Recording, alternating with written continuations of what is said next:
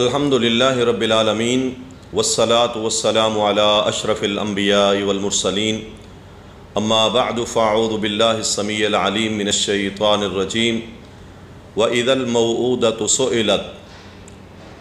سامعین محترم، ابھی کچھ دنوں پہلے میاں والی میں بیٹی کی پیدائش پر باپ نے جو درندگی کا اظہار کیا ہے کہ اپنی 7 دن کی بیٹی کو گولیاں مار دیں، حقیقت میں یہ سراسر جہالت ہے اور یہ بات درندگی ہے، کیونکہ زمانہ جاہلیت میں اسلام سے پہلے لوگ یہ درندگی کیا کرتے تھے کہ بیٹی جب گھر میں پیدا ہو جاتی تھی تو ان کے چہرے اتر جاتے تھے، ان کے چہرے سیاہ پڑ جاتے تھے اور پھر وہ چھپتا پھرتا تھا کہ میں اپنے آپ کو زمین میں دھنسا لوں بیٹی کی پیدائش پر۔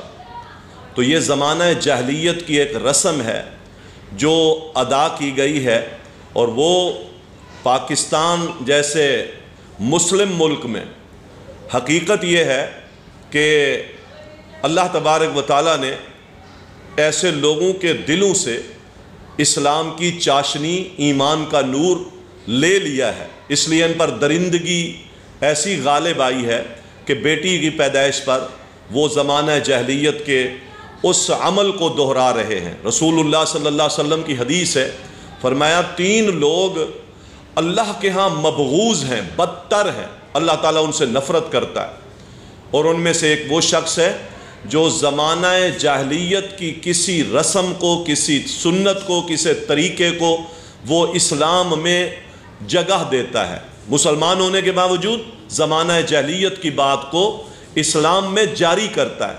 تو یہ بہت بڑی درندگی ہے، حقیقت میں یہ اللہ تعالیٰ کا حکم ہے اور اللہ تعالیٰ کا اختیار ہے۔ یَهْبُ لِمَن يَشَاءُ إِنَاثًا وَيَهْبُ لِمَن يَشَاءُ الذُّكُورَ۔ اللہ جسے چاہے بیٹیاں دے، اللہ جسے چاہے بیٹے دے۔ اللہ تعالیٰ نے ہمیں حکم دیا ہے وَلَا تَقْتُلُوا أَوْلَادَكُمْ خَشْيَةَ إِمْلَاقٍ، بھوک کے ڈر سے، مفلسی کے ڈر سے اولاد کو قتل نہ کرو۔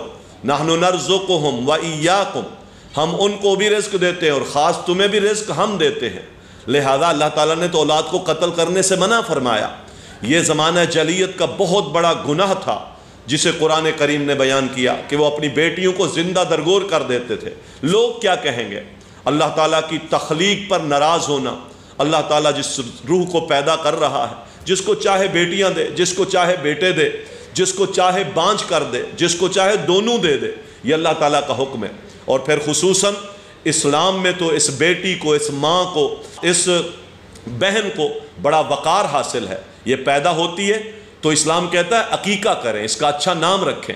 رسول اللہ صلی اللہ علیہ وسلم اپنی بیٹی سے اس قدر پیار کرتے ہیں، فرمایا فاطمہ میرے جگر کا ٹکڑا ہے، آپ اس گھر میں آتی ہیں تو آپ اٹھ کر استقبال کرتے ہیں، اس سے ملتے ہیں، اس کا سر چومتے ہیں۔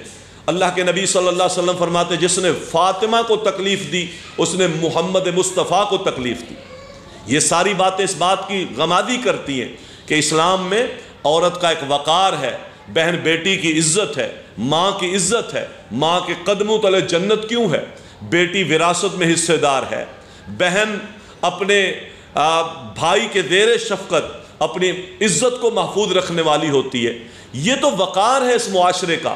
جس گھر کے اندر بیٹیاں پیدا ہوتی ہیں اس گھر کے اندر یاد رکھیے ایک پھولوں کا گلدستہ مہکتا ہے جس گھر میں بیٹیاں ہوتی ہیں، اور جس گھر میں بیٹیاں ہوں باپ تو اس گھر میں راجہ بن جاتا ہے، اس لیے کہ اس کے گھر میں پری پیدا ہوئی ہے، وہ باپ راجہ بنتا ہے۔ جب بیٹے اپنی اپنی بیویوں کو لے کر کہیں الگ تھلگ بیٹھے ہوتے ہیں، یہی بیٹیاں ہوتی ہیں جو ماں باپ کی آ کر خیر خواہی کر رہی ہوتی ہیں، ان کے کپڑے دھو رہی ہوتی ہیں، ان کی بیماریوں میں عیادت کر رہی ہوتی ہیں، ان سے محبتیں بانٹ رہی ہوتی ہیں، یہی بیٹیاں تو ہیں۔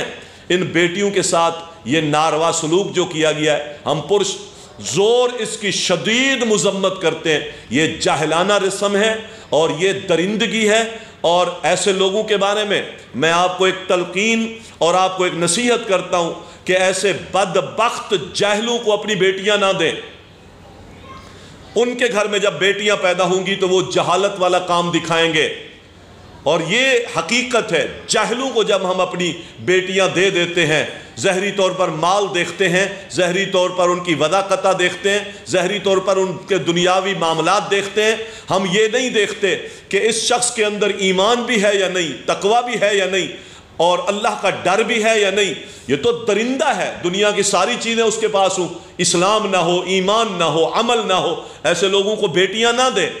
لا محالہ پھر ان کے گھروں میں بیٹیاں ہوں گی تو پھر وہ درندگی کا اظہار اسی طرح کرتے ہیں کہ وہ معصوم پھول پر ساتھ ساتھ چار چار گولیاں اتار کر کے ان کو موت کے گھات اتار دیتے ہیں۔